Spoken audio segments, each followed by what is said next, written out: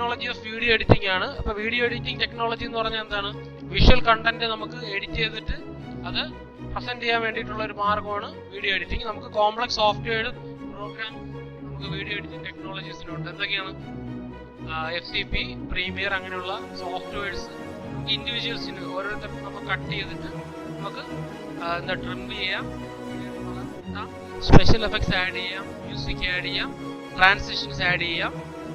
Okay, technology കൂടുതൽ advanced ആവുന്നതോറും അതിന്റെ പ്രോസസ്സും നമുക്ക് കുറച്ചും കൂടെ എളുപ്പമായിരിക്കും. മോഷൻ ട്രാക്കിംഗ് ഉണ്ട്, അതുപോലെ 3D എഫക്ട്സ് ഉണ്ട്, cloud based video editing platform ഉണ്ട്. എന്ന് വെച്ചാൽ എന്താണ്? നമ്മൾ ഇന്നിവിടെ നിന്ന് എഡിറ്റ് ചെയ്ത് കഴിഞ്ഞാൽ വീട്ടിൽ പോയി കഴിഞ്ഞാൽ നമുക്ക് ബാക്കി ക്ലൗഡ് വഴിയിട്ട് ആക്സസ് ചെയ്തിട്ട് ബാക്കി നമുക്ക് എഡിറ്റ് ചെയ്യാൻ പറ്റും.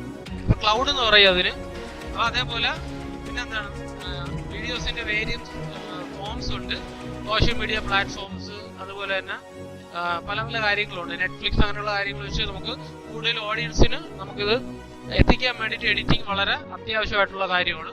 അതേപോലെ AI ഉണ്ട്, ഓട്ടോമാറ്റിക്കായിട്ട് വീഡിയോ എഡിറ്റിംഗ് ചെയ്യുന്ന AI സോഫ്റ്റ്വെയർ നമുക്ക് ഇപ്പോൾ അവൈലബിൾ ആണ്.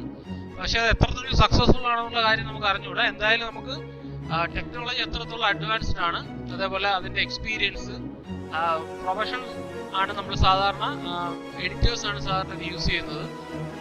അതുപോലെ അതെന്താണ്, യൂസർ ഫ്രണ്ട്ലി ആണ്. ഒരു നോക്കി കഴിഞ്ഞാൽ നമുക്ക് ഈസി ആയിട്ട് നമുക്ക് പഠിച്ചെടുക്കാൻ പറ്റുന്നതാണ്.